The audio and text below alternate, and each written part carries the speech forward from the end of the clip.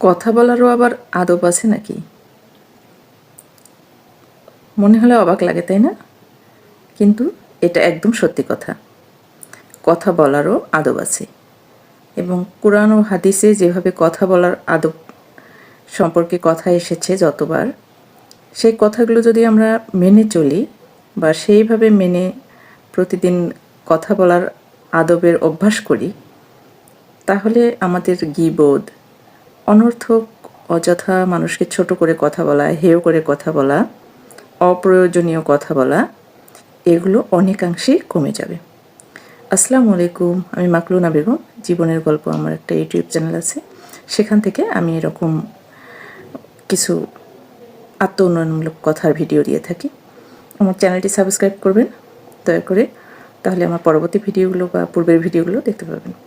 সাথেই থাকবেন আশা করি। আজকে আমি কথা বলার আদব নিয়ে কয়েকটা কথা বলবো, সেটা হচ্ছে কোরআনের আলোকে। শুরু করা যাক। 1 নাম্বার, কথা বলার পূর্বে সালাম দিয়ে কথা বলা শুরু করা।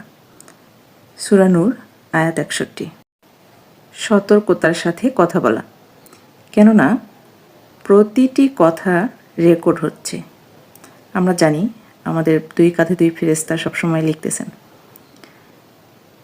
সূরা কাফ আয়াত 18। 3 নাম্বার, সুন্দরভাবে ও উত্তম রূপে কথা বলা। সূরা বাকারা আয়াত 83। 4 অনর্থক ও বাজে কথা পরিহার করা। সূরা নূর আয়াত 3। 5 কণ্ঠস্বর নিচু করে কথা বলা।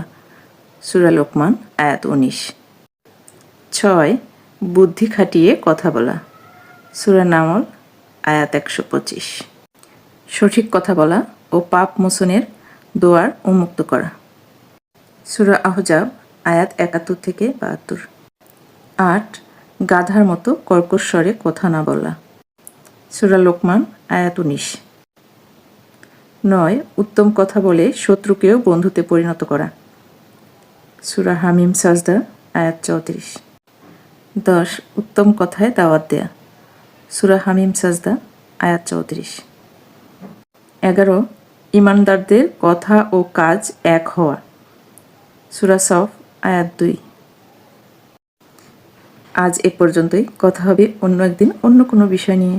ভালো থাকবেন। আল্লাহ হাফেজ।